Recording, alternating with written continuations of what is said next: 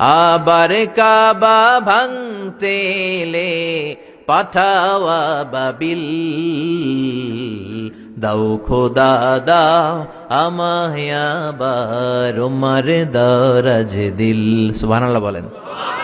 পৃথিবীর সবচেয়ে ছোট পাখি, সব পাখিগুলো সামনের দিকে উড়ে, এই পাখি সামনে উড়ে, এট দ্য সেম টাইম পেছনে উড়ে। যারা আল্লাহরে খুঁজে পায় না তাদেরকে বলবেন পাখির দিকে তাকাও। আওয়ালাম ইয়ারাউ ইলাত তায়রি ফাওকাহুম সাফাতিন ওয়া ইয়াকবিদ মা ইউমসিকুহুন্না ইল্লার রহমান ইন্নাহু বিকুল্লি শাইইন বাসীর। নাস্তিকগুলো কি আমার পাখিগুলোর দিকে তাকায় না? সুবহানাল্লাহ। এই যে পাখিগুলো থাকে ফাওকাহুম সাফাতিন, পাখিগুলো কেমনি ডানা মেলে উড়ে বেড়ায়, আবার নামার সময় ডানা গোটায়, ডানা ঝাপটায়, কেমন করে পাখিগুলো উড়ে। শূন্যের মধ্যে পাখিগুলো কেমন করে উড়ন্ত থাকে, এই পাখিগুলোরে শূন্যে ধরে রাখলো কে? কেউ ওদেরকে শিখায় নাই, শিখিয়েছে আল্লাহ।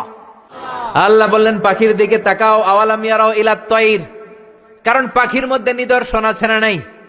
পাখি নিয়ে গবেষণা করলে পাখির রব আল্লাহরে খুঁজে পাওয়া যাবে। এজন্য কোরআনের অনেক জায়গায় আল্লাহ পাখির কথা বললেন, ওয়া আরসালা আলাইহিম তায়রান আবাবিল।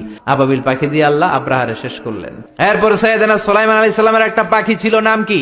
হুদহুদ। ওইটার জুমিং পাওয়ার এত বেশি ছিল পাখিটার চোখে, সাইয়েদনা সুলাইমানের সিংহাসনও চড়তো, পাখিটাও চড়তো। আর কত নিচে সুমিষ্ট পানি আছে, এত উপর থেকে ওটা দেখে দেখে বলে দিতে পারতো। Be a part of our vision. Do listen and share the khair.